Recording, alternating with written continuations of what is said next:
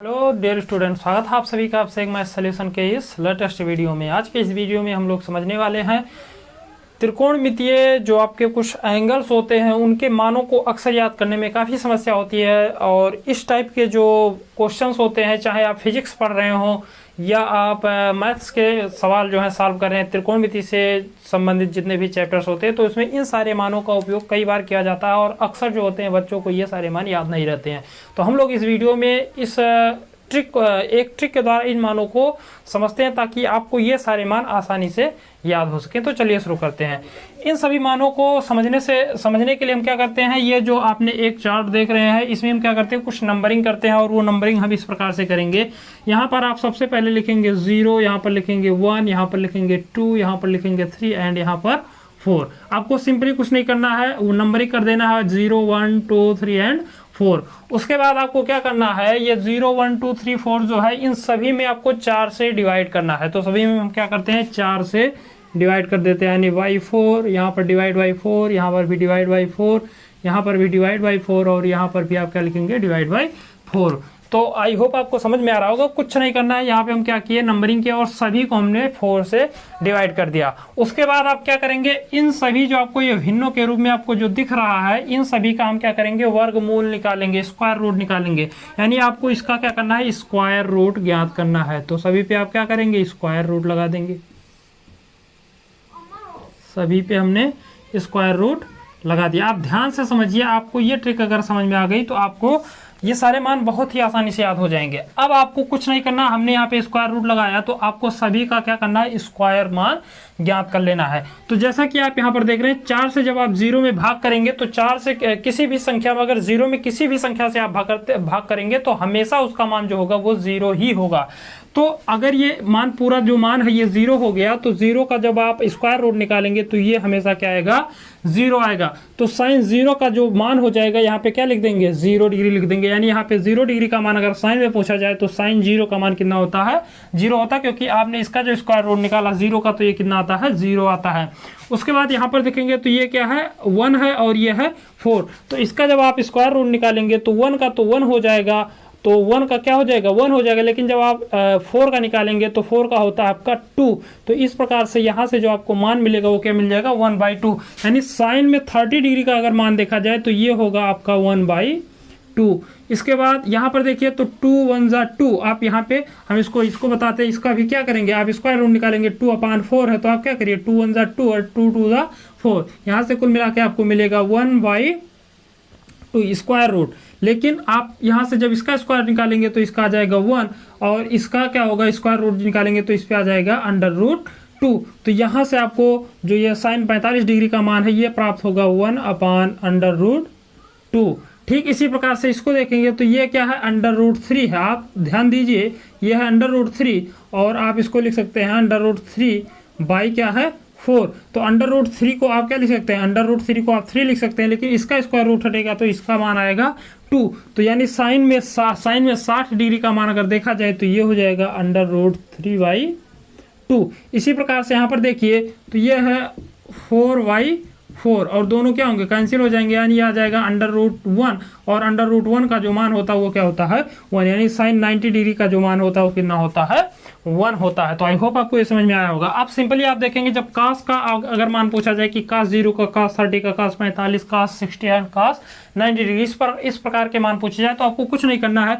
यही सारे मान जो हमने साइन में लिखे थे इन्हीं को क्या करना है, हमें अपोजिट रूप में लिख देना। हम यहाँ से क्या किए थे, ये जो आपके मान दिए गए हैं बाएं से दाएं, आपको क्या करना है, इन्हीं मानों को दाएं से बाएं लिख देना। यानी जो सबसे लास्ट में इसको क्या करेंगे, आप पहले लाएंगे। यानी साइन 90 का मान होता है 1 तो वहां पे आप क्या लिखेंगे, कास 0 डिग्री का मान क्या होता है, 1 होता है। सेकंड में यहाँ पे साइन 60 का मान होता है √3/2। तो यहाँ पर देखेंगे तो कास 30 का जो मान होता है ये होता है आपका √3/2। इसी प्रकार आप देखेंगे तो ये है साइन 45 का मान 1/√2। तो कास 45 का मान भी वही होता है 1/√2। यानी इसी मान को आप क्या करिए, उल्टा करके लिखते हुए आएंगे। अगला मान है आपका साइन 60 का मान हम लोग जानते हैं क्या है, 3/2। और आप जब यहाँ से cos 60 का मान देखेंगे तो इधर से आप देखेंगे तो ये चौथे नंबर पे कौन सा है, तो 1/2। तो आप क्या लिखेंगे, 1/2 2 और 5वें नंबर में क्या है 0, तो यानी cos 90 का मान क्या होता है 0 होता है। तो ये हो गए आपके दोनों मान। एक ही मान अगर आपको याद है तो दोनों मान आप आसानी से ज्ञात कर सकते हैं। इसके बाद आप देखिए तो tan का मान, अब tan का मान ज्ञात करने के लिए हम लोग जानते हैं, एक सूत्र पढ़े होते हैं कि tan theta is equal to होता है, हमने पढ़ा है कि sin theta upon cos theta, ये एक फार्मूला होता है। यानी tan थीटा का मान आपको निकालना है तो sin थीटा और cos थीटा का क्या करना है, भाग करना है। यानी sin थीटा वाले मान में cos थीटा वाले मान से भाग कर देना है। तो जब आप इन मानों में भाग करेंगे तो आपको यहाँ से मिलेगा, यहाँ पर पहला देखिए तो 0 में 1 से भाग करेंगे तो 0 divide by 1 is equal to होता है 0। यानी tan 0 का मान अगर पूछा जाए तो ये क्या आएगा 0 आएगा। फिर अगला आप देखेंगे तो साइन थीटा बटे cos थीटा, यानी cos 30, अगर आप tan 30 का मान देखेंगे तो यहाँ पर क्या लिखेंगे, आप इसका भाग करेंगे 1/2 और डिवाइड बाई कितना है √3/2, तो यहाँ से हो जाएगा √3/2। तो 2 से 2 क्या होगा, कैंसिल हो जाएगा। कुल मिला के आपका मान यहाँ पे मिल जाएगा 1/√3। तो यहाँ से आप इसका मान लिख सकते हैं 1/√3। अगला देखेंगे तो यहाँ पर ये है, अगला जो है 1/√2 डिवाइड बाई 1/√2।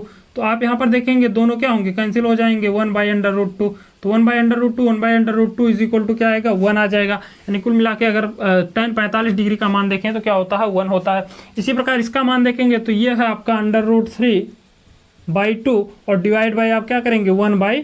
तो 2 से 2 कैंसिल हो जाएगा, लास्ट में आपका मिलेगा √3/1 और इसको आप लिख सकते हैं √3। तो यहाँ से आप tan 60 का मान देखेंगे तो ये होता है √3 और यहाँ पर देखेंगे तो ये है 1/0 और 1/0 यानी 0 से किसी भी संख्या में भाग करेंगे तो इसका मान क्या आता है, इनफाइनाइट आता है, यानी नॉट डिफाइंड होता है, इसका मान परिभाषित नहीं है। तो आप यहाँ पे क्या लिखेंगे इनफाइनाइट, यानी ये क्या है डिफाइंड नहीं, इसका मान हमें नहीं मालूम है, अनंत होता है इसका मान। इसके बाद आता है अगला कॉसेक। अब कॉसेक आप जानते हैं कॉसेक क्या होता है, 0 साइन का उल्टा होता है। तो साइन का उल्टा क्या होता है कॉसेक। तो कॉसेक आप देखेंगे साइन 0 का मान 0 आया तो कॉसेक इसका उल्टा होता है, यानी आप इसको क्या लिखेंगे 0 का उल्टा आप क्या लिख देंगे इनफाइनाइट लिख देंगे। अगला देखेंगे तो हम लोग जानते हैं साइन 30 का मान 1/2 होता है तो कॉसेक 30 का मान क्या हो जाएगा 2 हो जाएगा। इसी प्रकार साइन 45 का 1/√2 तो यहाँ से कॉसेक का हो जाएगा √2। फिर अगला है tan, तो आपको क्या करना साइन का जस्ट उल्टा कर देना, ये हो जाएगा 2/√3। इधर 1 है तो 1 का 1 ही रहेगा। फिर आप देखेंगे सेक, सेक जो होता है हमारा cos का उल्टा, तो cos 1 है, 1 का उल्टा करेंगे तो क्या आएगा 1 का उल्टा 1 ही होगा। अगला है आपका √3/2, तो इसका उल्टा कर देंगे तो ये आ जाएगा 2/√3, क्योंकि क्या होता है आपका कॉसेक जो होता है, ये जो आपका सेक होता है ये कॉस का क्या होता है अपोजिट होता है। यहाँ से देखेंगे तो ये हो जाएगा √2 और इसको देखेंगे तो ये आ जाएगा 2 और ये 0 है, 0 का उल्टा करेंगे यानी 0 का उल्टा करने का मतलब क्या आएगा इनफाइनाइट हो जाएगा। फिर आप देखिए tan, तो tan 0 है तो यहाँ पे क्या आएगा इनफाइनाइट आएगा। यहाँ पर क्या आएगा √3 आएगा, यहाँ पर 1 है तो 1 आएगा, यहाँ पर √3 है तो ये आ जाएगा 1/√3 और ये इनफाइनाइट है तो ये क्या आएगा 0 आएगा। तो आई होप आपको ये वीडियो अच्छा लगा होगा, सारे मान आपको आसानी से याद हो गए होंगे। एक दो बार आप अपने मन से इस चार्ट को बनाएंगे और मैक्सिमम जब आप इन सभी मानों का उपयोग सवालों में करेंगे तो आपको सारे मान ऑटोमेटिक ही याद हो जाएंगे। सबसे बेहतर तरीका है कि आप ज़्यादा से ज़्यादा सवाल इस प्रकार के लगाएं जिसमें आपको इन कोणों का मान रखना हो। तो इन कोणों का जब मान आप 2-4 बार सवालों में उपयोग करेंगे तो आपको हमेशा के लिए याद हो जाएगा। वैसे रटेंगे तो ये सारे मान अक्सर भूल ही जाते हैं। तो ये वीडियो अच्छा लगा हो तो चैनल को सब्सक्राइब कीजिए, वीडियो को लाइक कीजिए। मिलते हैं अगले वीडियो में, तब तक के लिए जय हिंद।